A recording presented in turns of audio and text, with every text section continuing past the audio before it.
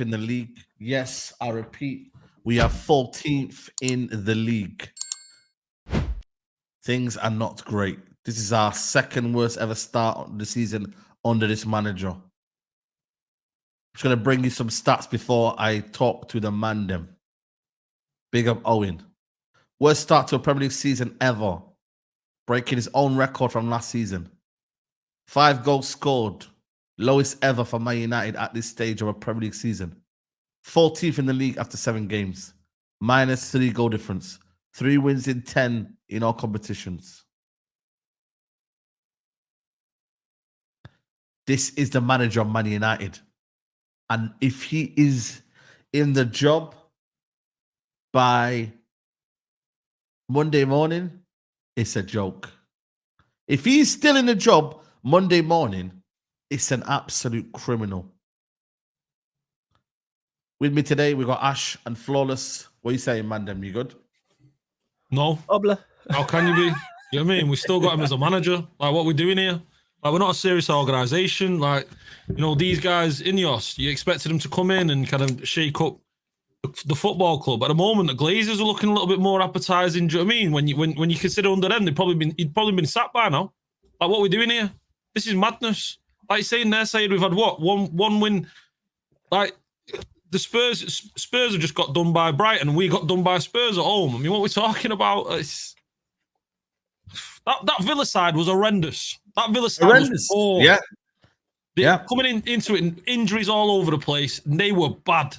They were knackered after midweek. Yeah, of course. They have it right to, though, Ash. They literally had no Onana, what's the kid, Ramsey. Konsa came off one of their best centre-backs. Who else was not playing in that game? Onana was missing. No Kamara, no McGinn. Do you know what I mean? Like, how are we still in this situation? That's what I don't understand. You know what, Saeed? I kind of feel like we're just done here. This is us. We're Ten Hag now for the rest of the season, regardless of the results. Like, they're just going to get behind him. They're just going to back him. You know, I'm hearing people say, "Oh, it's only 1 loss in 7." Like, they're spinning it. Do you know what I mean? 1 loss in 7. Like, what are we talking about? Is that what they're actually saying? 1 loss in 7. We've been to 2 tough away grounds. We've been and got draws. Put in a resolute performance. Conceded no goals against Villa. You know what I mean? And with 10 men, we got a draw against Porto at a tough stadium where Arsenal dropped points last season. Do you know what I mean? Like, what are we doing here now? What the standards, man? They're on the floor. Bro. They're through the floor. Like, it's painful. It's painful to witness. Do you know what I mean? United just ruins my day. It ruins a weekend, doesn't it? Do you know what I mean? It's just like, at this point, you can't even enjoy. The only enjoyable part of Man United at the moment is just chatting about, you know, just talking about the hope of potentially getting rid of this manager. Just coming on here with you boys and chatting. I hate watching the football at the moment. Like, we've got Johnny Evans, who had a fantastic performance, but he's got no right to be starting in the Premier League for us after all these years. Do you know what I mean? That sums it all up, man. The fact that Johnny Evans is our best player is crazy. It's actually mad, you know. Like, and I don't want them kind of stats, bro. Same way I didn't want them De Gea stats, because it was kind of basically saying that, yo, you might have shit and you're getting saved by De Gea. That's what it was. How can this manager have 2 of the worst starts to a Premier League season? He has 2. Last season he had 9 points. Yeah, it was woeful 2 of the year, and this season is it 8? Yeah, he broke his own record. He broke his own record. He broke his record that he broke last season. And Ash mentioned it in regards to INEOS. Had my doubts about them from the beginning. And from when they gave him I didn't want INEOS. Had my doubts about them from the beginning. And when they kept him, alarm bells. Screams incompetence. Now we're just at the point is, don't make the same mistake twice. Do not make the same mistake twice. You have the perfect opportunity to sack him. Even more so than the summer. You've backed him. You've gave him a footballing structure. You've gave him more players, spent more money. You've hired 2 assistants for him. You have, in the summer, it was a golden opportunity to sack him. This is platinum. This is platinum. Even the people who was backing him in the summer, you've seen the turn now.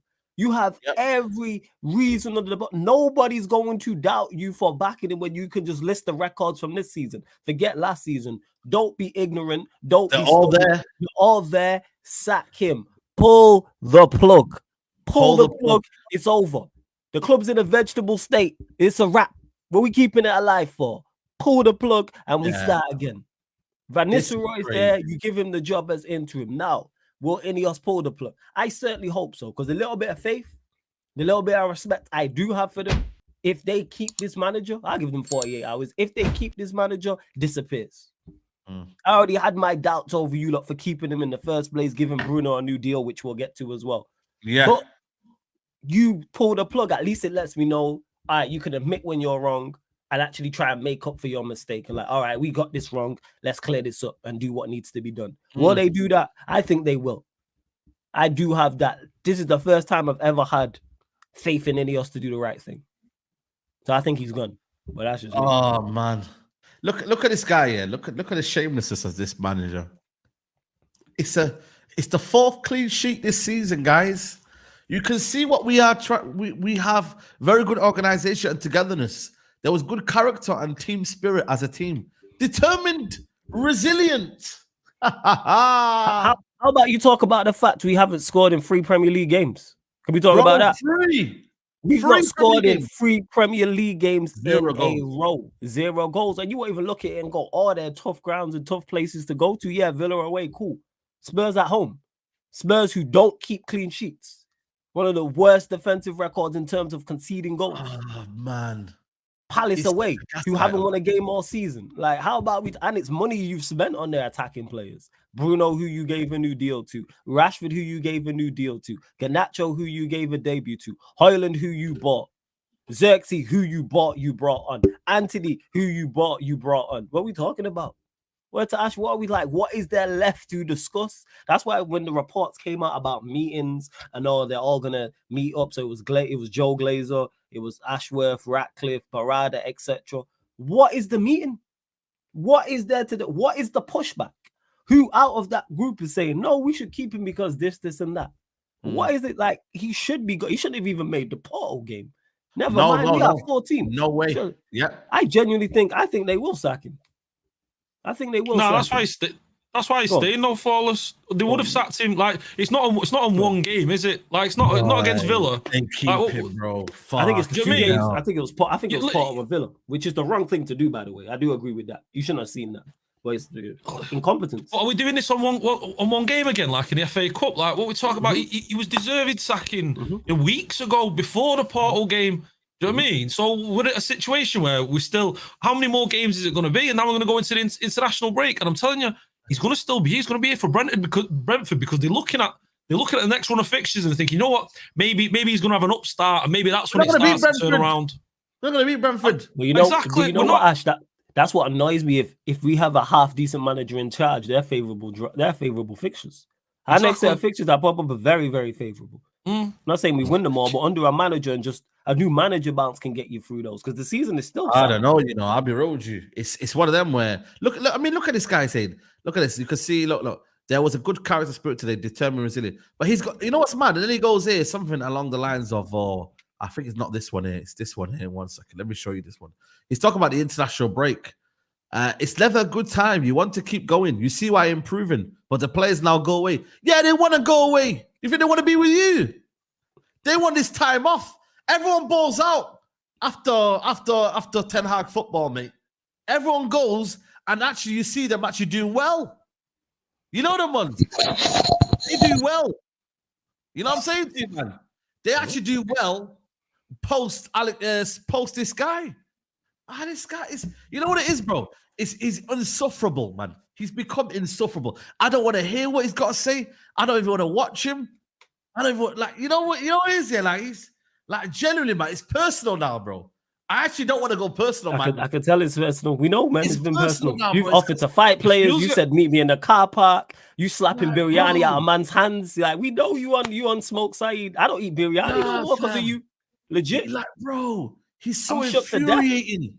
You know what I'm saying? I'm shook. I don't eat biryani no more. It's the gaslighting. It's the gaslighting. Do you know what I mean? He's telling us. Well.